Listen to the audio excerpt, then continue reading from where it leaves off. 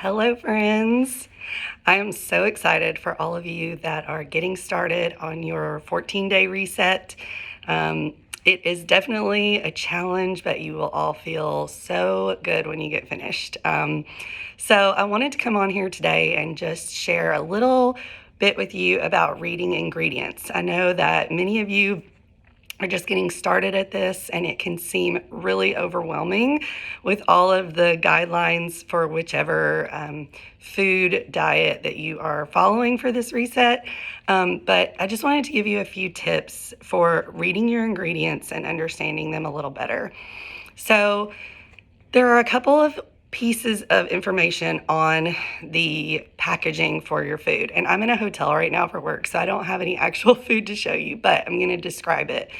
There's a nutrition box that, is the box that we see. It's big. It includes amounts of nutrients in the food. And then you have the ingredient list. I tend to focus more on the ingredient list and what's actually in there. Now, I follow a Whole30 for a reset and then eat paleo mostly. So for that, we really focus on the actual ingredients and not so much the nutritional information, but both are good to take a look at. So a couple of things that I want to point out, though, is that a lot of times if you only look at the box, you might be misunderstanding some things and not have all of the information. So, for example, in the nutritional value box, it might say 4 grams of sugar or something like that. But to really understand, you need to read the ingredients to see what is contributing to those grams of sugar. So if there's fruit in the ingredients list, then that can be contributing to natural sugars, which is included in the nutritional values box. However, you want to watch out for hidden sugars that are added.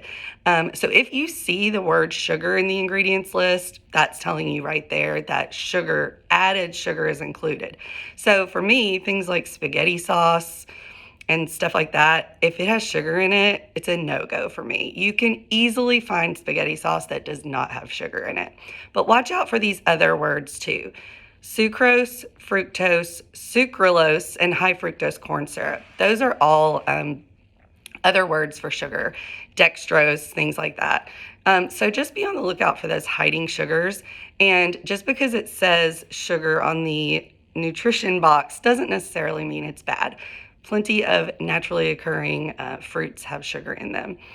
Another thing I wanted to point out to watch out for is just what we call greenwashing, right? So marketing people are really good at creating labels and putting words on there that make you think it's a healthy, clean item when it's really not. So if you see any kind of language like natural or lately I've been seeing other things on there like no, like that they might leave out one ingredient that, like no added sugars.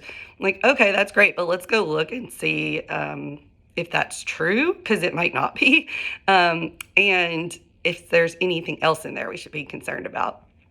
So also another quick tip is just you want to buy foods where you actually recognize the ingredients in the list, right? So if you can't pronounce a lot of it or it's a lot of weird sounding names, look those up and see what they are. But for the most part, steer toward items that you recognize the name and can pronounce it.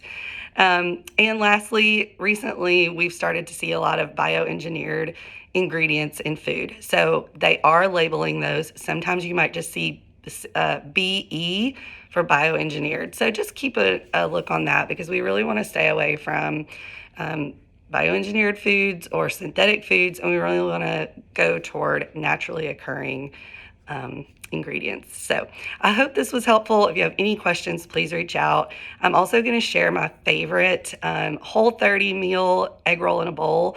So check out that link and reach out if you have any questions.